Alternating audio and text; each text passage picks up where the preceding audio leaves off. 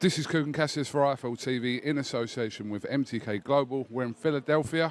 Delighted to be joined by Mr. Luke Campbell, MBE.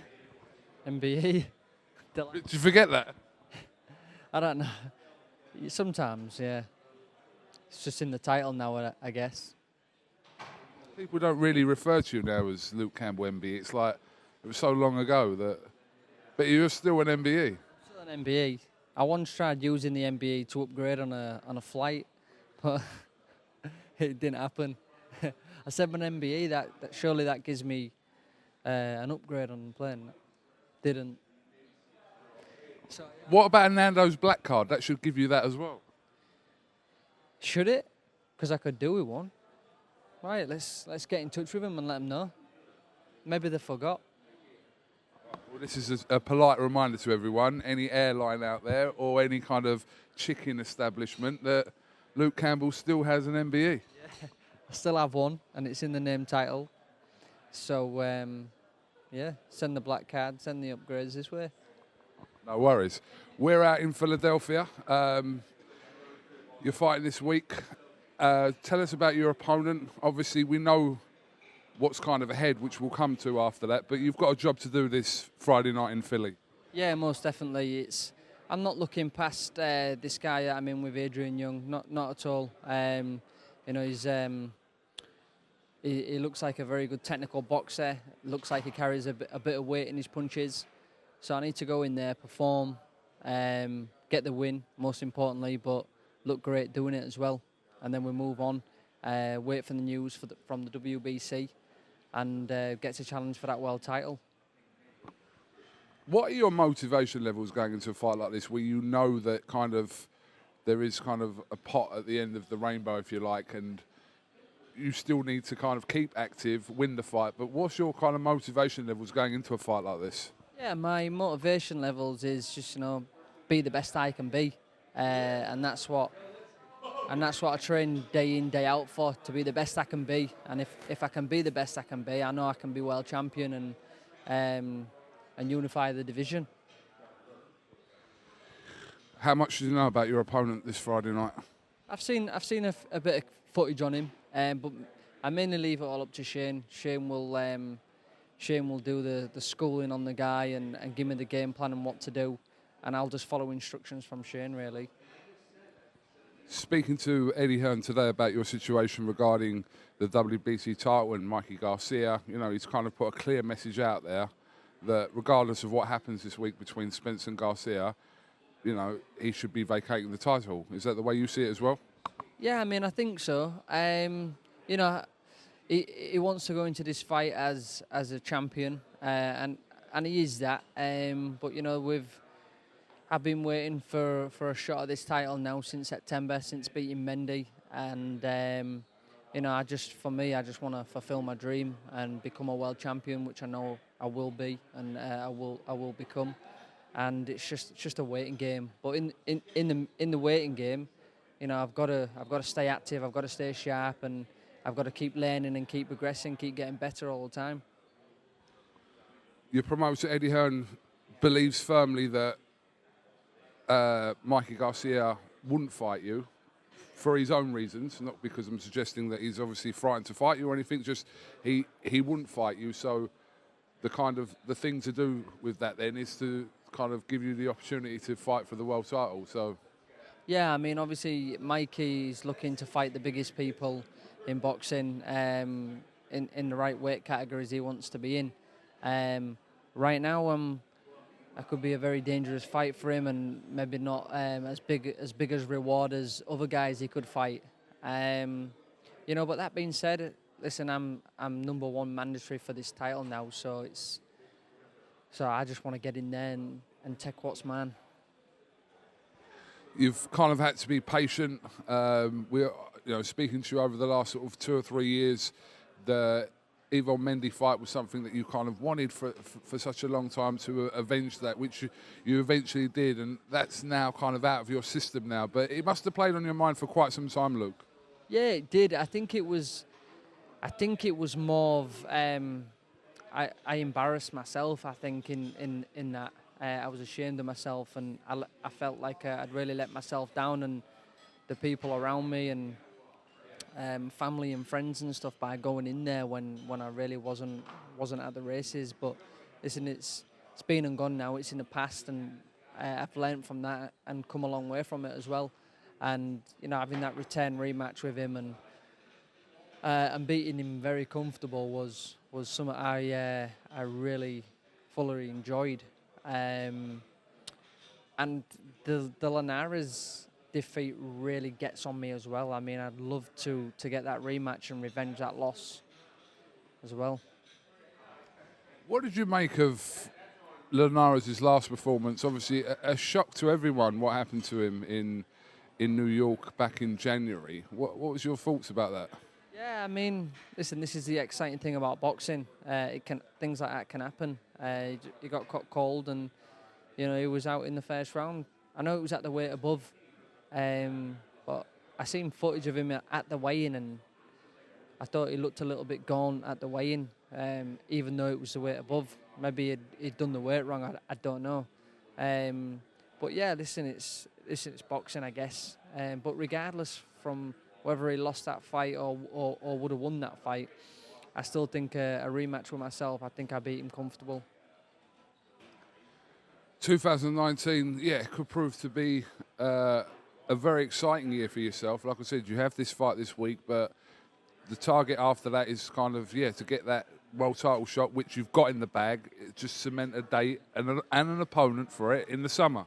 Yeah, there's a lot of movement in the WBC on the rankings are changing quite often, frequently, so it doesn't matter who I'm going to face for that title, because the title's mine, it belongs to me, and I'll be there to take it. I believe I've got the ability to beat anyone in the lightweight division. And in terms of your training situation, do you feel like you're finally kind of settled now, and with the team you have now moving forward, this is you being settled? Yeah, this is me being settled 100%, very happy. Love training with Shane in the gym. Feel like I'm coming on loads, and I believe that you've not nowhere near seen the best of me. I believe that there's a hell of a lot more to come. And come Friday night, this is going to be the start. This is going to be the start of it. This is going to be a great year, a year where you're going to really start seeing what I'm capable of doing and what I'm going to achieve. Do you miss those nights in Hull, the fight nights in Hull? I do, actually. I do miss the fight nights in Hull. Every time I box there, the crowd has always given me the best reception, and I do miss that. I do love it. I'd love to go back to Hull and fight, but I just got to go wherever Eddie tells me to go. Wherever's the best possibilities for myself and opportunities, that's where I got to go. And out here in America seems to be this is where it seems to be. So I'll go wherever.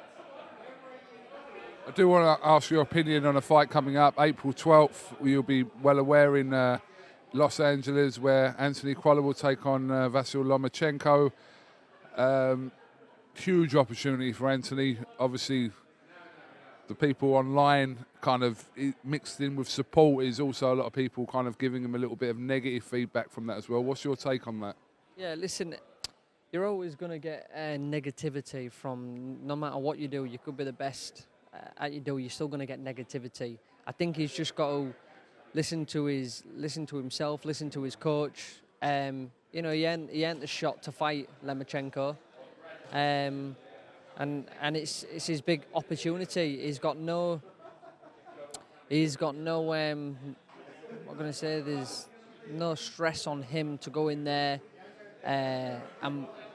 and get the win. He's just got to go in there and do his best. I think he's certainly going to be up against it. I mean, Lomachenko's put #1, I think, in the pound-for-pound list, so he's certainly up against it, but he's earned the right to fight him, so I don't get why there's a lot of negativity in that fight. It seems like you're either fighting someone, excuse my terminology, but you're fighting a bum, or you're fighting someone that you shouldn't be fighting because they're too good to be in the ring with you. So where's the in-between there? I don't know. Where is the in-between? I don't know. Yeah, good question. You know, I mean, well, you can get world champions, and then you can get the pound for pounds. And maybe the pound for pounds is where the criticism comes from, because maybe people don't think you're good enough to mix it with a pound for pounds. But he's certainly good enough to mix it at a world level. I mean, he was a world champion himself, which is more than what I've achieved so far. So, you know, he can certainly mix it at world level.